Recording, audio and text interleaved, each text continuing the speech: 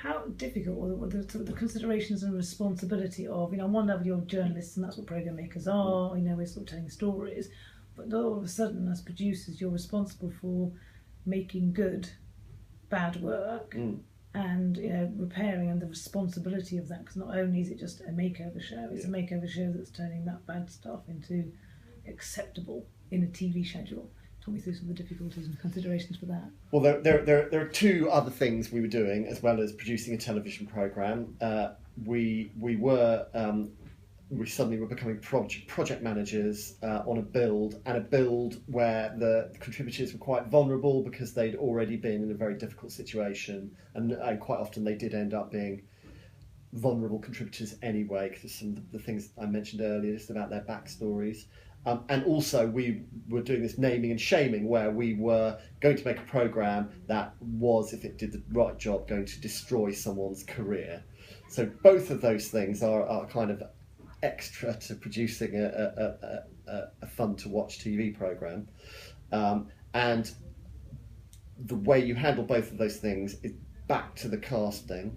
So as I said before, we were inundated with stories, so we could choose from a lot of stories. So what we were always hunting for was two things, or a number of things.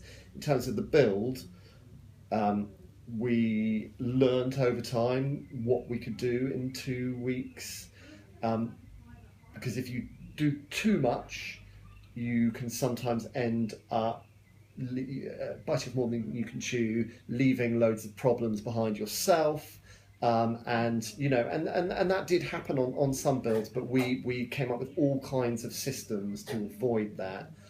But the biggest one was knowing what we could handle in 2 weeks, ourselves learning quite a lot about building work.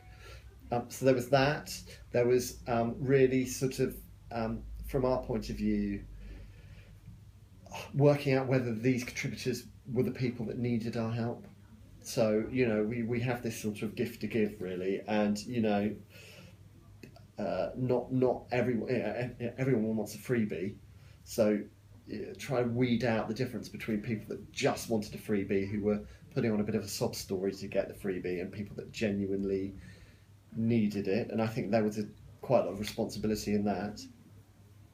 Then aftercare, I guess, as well. So with that, after our builds, we ended up with quite a complicated aftercare procedure, which included a contract up top that really told them what they were going to get, but normally erred on the side of caution, told them what they definitely weren't going to get. Then afterwards, they had a clear time with which they could complain if there were any problems.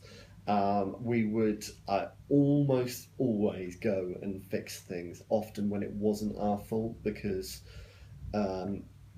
actually the point of the programme, there was a bigger kind of emotional promise made to these people at the beginning of the programme that, it's all going to be better now. Sometimes we would fix something, but there'd be some other problem, and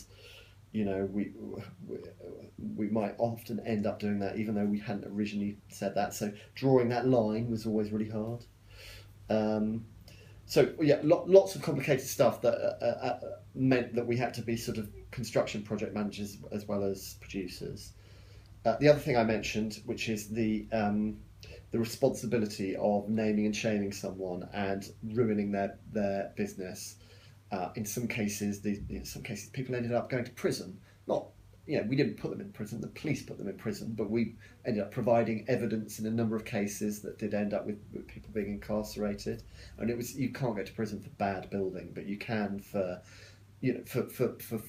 fraud, for promising something when you have no intention of giving it. And there were some other slightly more elaborate types of fraud that some of our builders were involved in. So with that, and actually I think that was the biggest responsibility of all, because you're under pressure, you've got a schedule to fill, you've got these stories that you have to find 8 stories for that episode. You're inundated with these letters. Every letter is is this terrible sub story. My builder is the worst human being on earth. They've done this to me. They've done this to me. They've done this to me. And just having to, we would have to read all of those, read those letters, and then just kind of be very cynical about them and try and work out whether or not there was a way in which the builder might not be at fault. Every builder, we would never tackle a story unless there were multiple victims, and we would with all of these cases, we just really try and bottom out. Is there another way of seeing this where actually it's not this guy's fault at all, or girl? We had one cow girl builder. It's not their fault at all, and they shouldn't be the subject of this program. And if we had more than an iota of doubt, we couldn't do that program, because actually, A, it's not fair. B, how can you sleep at night if you've made a show and you've kind of fudged it a bit, and this guy's ends up not being able to feed his kids because you needed to fill your schedule. You can't do it. So that was the hardest bit of all of the casting, taking stories and really digging into them, way before we had any intention of commissioning them as stories, and going quite a long way with these people before we could say yes or no.